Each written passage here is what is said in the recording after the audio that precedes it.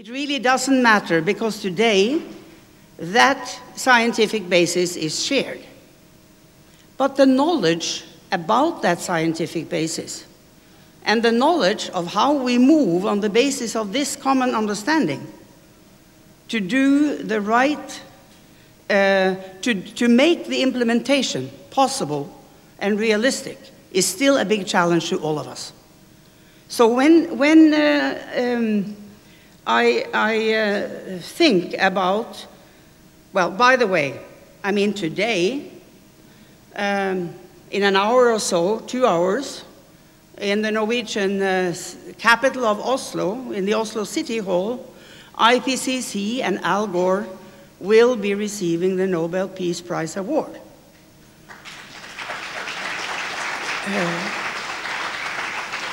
And for me, it is fascinating to think about.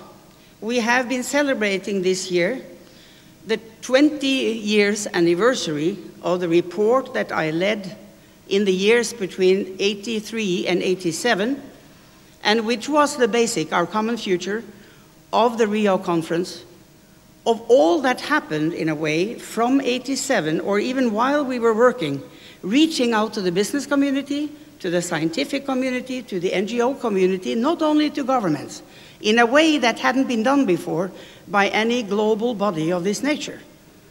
And I think that has been an important background. As sometimes journalists say, why did it take 20 years to get to where we are? I sometimes say, look, 20 years is short time in human history. And time has been catching up with us from a scientific background, because the fact that we in the report really made clear the risk of climate change was early on. There was even a discussion inside the Commission whether we had sufficient basis in 1986-87 to refer to that first scientific major meeting of 24 countries in Villach, Austria, saying climate change is plausible. Plausible. I mean, now it is climate change is real. We are already seeing the consequences, and it is only 20 years. But the report made it possible, and you know, when I think of it, 5 years after the report was presented in London in April '87, we had the Rio Conference. And not only did we have the conference decided on Agenda 21, it decided on the Climate Convention and the Biodiversity Convention. Only 5 years after a new, shocking document to most of the world had been presented. You know, we have seldom seen such pace in human history. I sometimes want to remind us and that we can be a little proud of ourselves, not the Commission, but the way the world responded and took seriously the things that were new to nearly everyone when it was presented only 20 years ago. So now in this meeting, as one of you said, there hasn't been any blaming or criticism of each other in this meeting.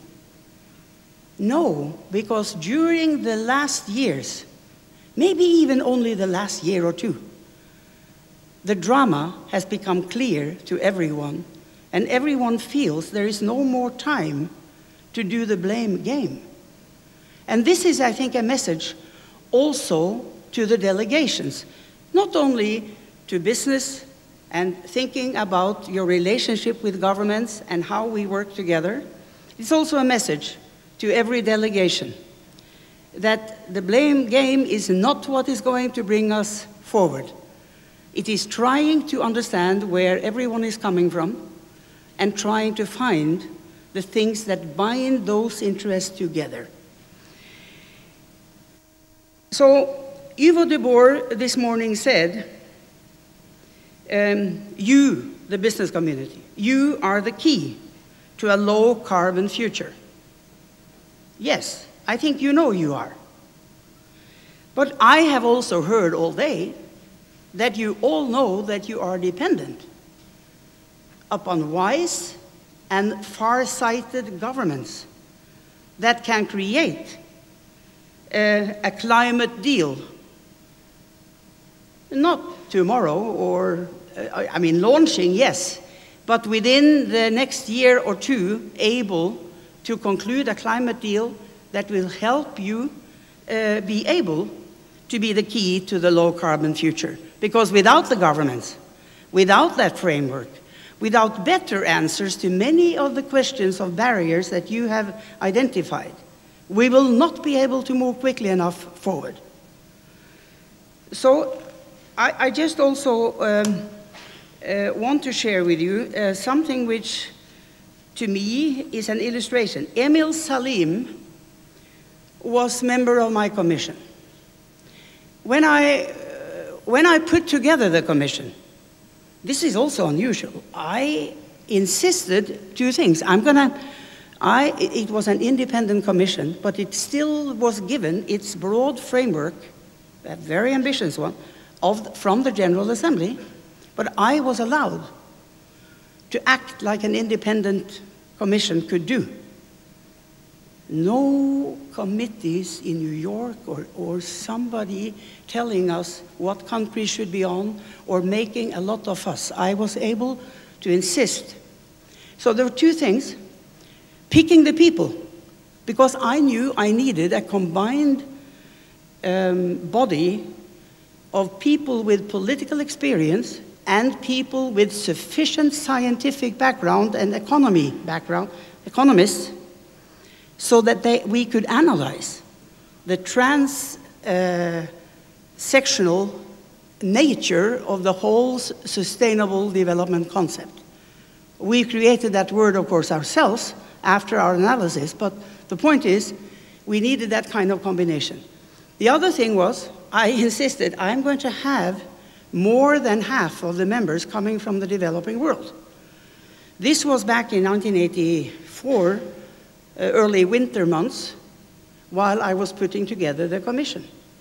And, you know, people hadn't heard about that before. So we had more members from the developing world, including Emil Salim, who still is around as a major figure every time there is a major sustainable development conference, because he has pursued the issue since that time. Today, as the advisor of the president of Indonesia and the leader of the delegation of Indonesia here. He's just one example of the people who were working together. So what did he say today? When we talked about carbon capture and storage, he put on the screen, not a question mark, but saying we need to, continue working on the issue.